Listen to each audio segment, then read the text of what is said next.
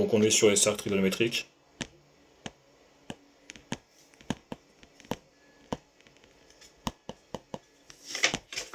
Donc, sur le cercle trigonométrique, ce qu'il faut savoir, c'est, première chose à faire, placer des points sur le cercle. Donc on a un joli cercle, voilà. Ici, ça vaut 1 sur l'axe x. Ici, ça vaut 1, je mets à l'intérieur sur l'axe y. Et ce qu'on va avoir, c'est trois valeurs qui vont se balader.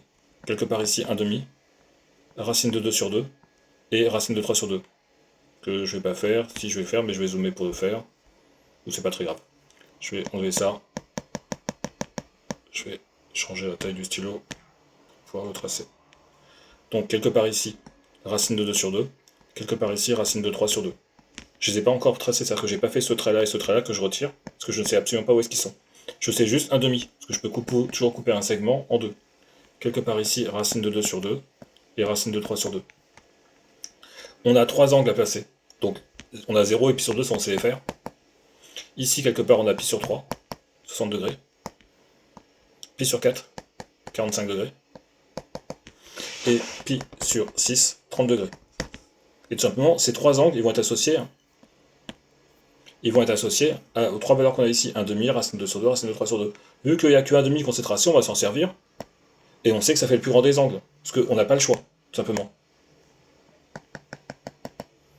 Est-ce que on est d'accord qu'on n'a pas le choix pour faire cet angle-là? Ici, 1/2, ça nous crée le plus petit des angles. Alors, il faut faire attention, parce que 1/2, j'ai mis un petit peu en dessous pour tracer les autres trucs. Donc là, je vais juste effacer pour être bien joli. Je vais remonter un petit peu mon 1/2.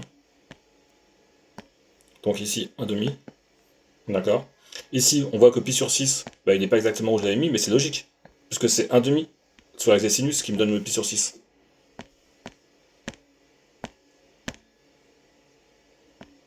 Donc là, j'ai pi sur 6. Là, j'ai bien pi sur 3. Et ici, ça tu sais faire, l'intersection ici, avec l'1/2, l'1/2, ça va pi sur 4. Et maintenant, c'est ça qui me dit que j'ai racine 2 sur 2, racine de 3 sur 2, racine de 2 sur 2 ici, et racine de 3 sur 2. Est-ce que ça c'est compris? Ok, maintenant on va s'occuper des pi sur 6 et de ses multiples. Donc on a vu que pour pi sur 6, on prenait 1/2 ici. Ici j'ai pi sur 6. J'ai 0, toujours pi sur 2 ici. Quand je vais en face, mes angles ils sont ici, ils sont en symétrie. Celui-ci et celui-ci.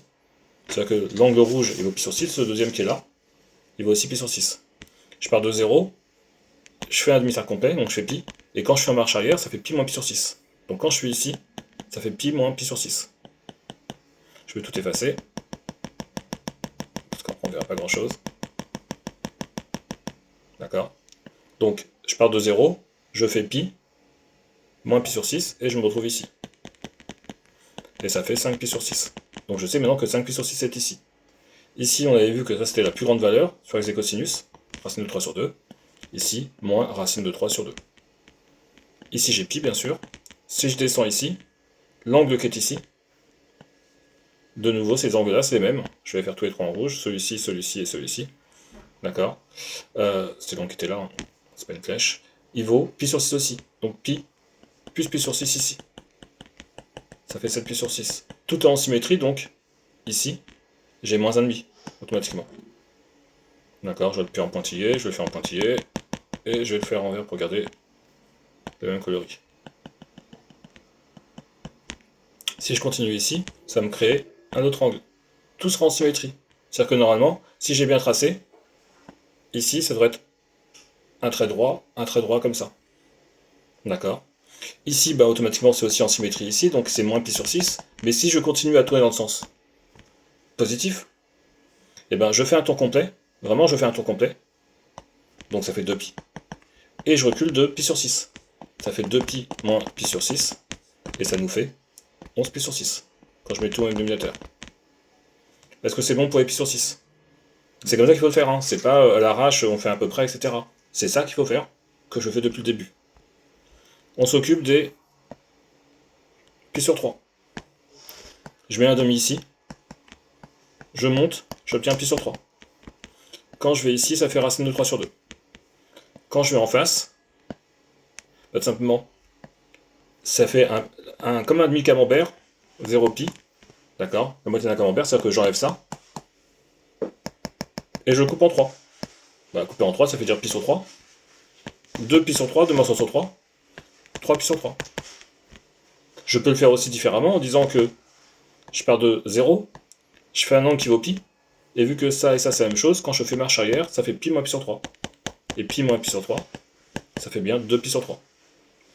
Ici, si je projette ici, ou si je fais ça ici, c'est pareil. J'obtiens le même angle ici.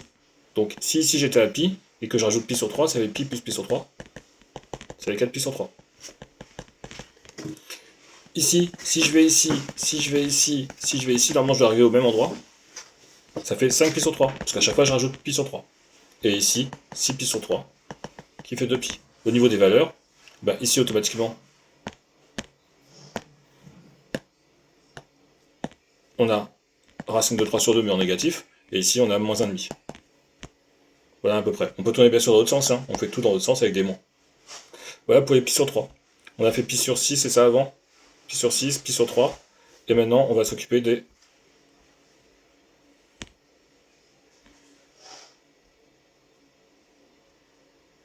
On va s'occuper des pi sur 4.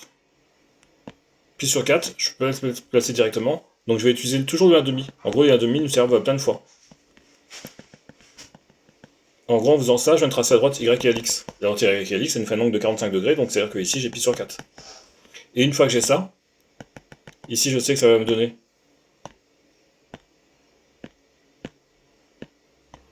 Donc en descendant ici, racine de 2 sur 2, et ici, racine de 2 sur 2. Pi sur 4, c'est-à-dire que pi est coupé en 4. Pi sur 4. 2 pi sur 4 ici, ça fait pi sur 2. Et si je projette ici, ça nous fait 3 pi sur 4. 4 pi sur 4. 5 pi sur 4. 6 pi sur 4, qui fait 3 pi sur 2. 7 pi sur 4. Et 8 pi sur 4, qui fait 2 pi. J'ai fait un tour complet.